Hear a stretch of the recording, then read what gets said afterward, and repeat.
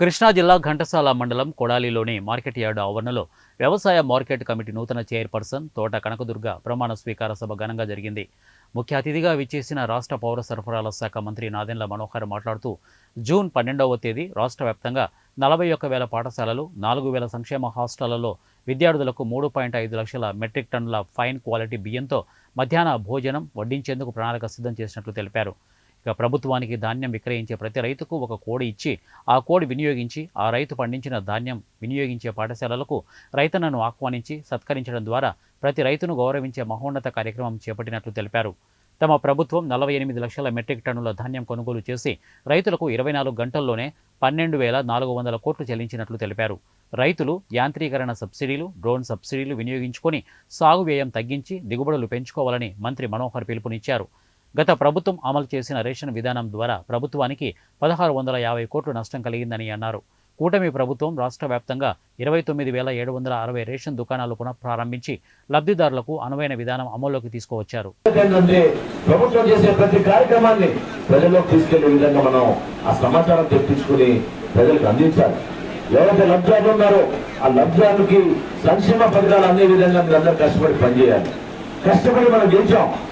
4వ తారీఖున ఒక అద్భుతమైన కార్యక్రమం జనసేన పార్టీ మేము చేయబోతున్నాం.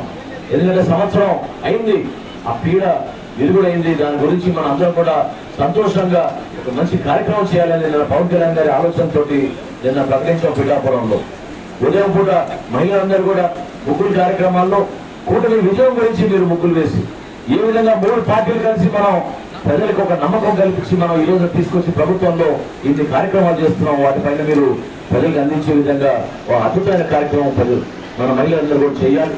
సాయంత్రం మన యువత అంతా కూడా ప్రతి గ్రామంలో ప్రతి పట్టణంలో కూడా ఒక పండుగ వాతావరణంలో మరొకసారి దీపాలు వచ్చిన విధంగా టపాకాయలు మనం తేల్చుకుంటూ ఈ రాష్ట్ర ప్రజలకి వాళ్ళు మనకు అందించిన తీర్పుని కృతజ్ఞతతోటి 3 పార్టీలు కలిసి మనం ముందుకు తీసుకెళ్దాం.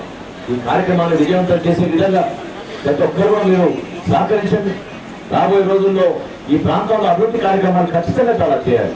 ఇప్పుడు పీఠాల గురించి చెప్పారు. పౌర సరఫరా శాఖ నుంచి తప్పకుండా అధికారులంతా పంపించి ఒకసారి దీనిపైన సమాచారం తెప్పించుకొని అవసరమైతే ఇక్కడ రైతాంగానికి ఉపయోగపడే విధంగా ఇక్కడే మనం ఈ గిడ్డంగులు పెట్టుకుని ధాన్యం సేకరించిన ధాన్యాన్ని ఇక్కడ మేము స్టోర్ చేసుకునే విధంగా తప్పకుండా చర్యలు తీసుకుంటామని రాబోయే ఒక్కసారిగా ప్రజలందరూ కూడా స్వేచ్ఛని పీల్చుకొని స్వేచ్ఛని ప్రసాదించే ప్రభుత్వం రావాలని చెప్పి వాళ్ళ కూటమి ప్రభుత్వానికి మీరు ఓటేస్తారు. ఆ రకంగా జనంలో పెరుగుతానన్న పాల్గొనడంలో ప్రధానమైన పాత్ర వహించిన వ్యక్తి పవన్ కళ్యాణ్ గారు అంటున్నాం. నిస్సందేహం చెప్పి ఆయన ఏం చేయలేకపోయారు. ఎక్కడ ఏ సభ పెట్టినా కూడా ఆ సభను ఆపాలని చెప్పి ప్రయత్నం చేయడం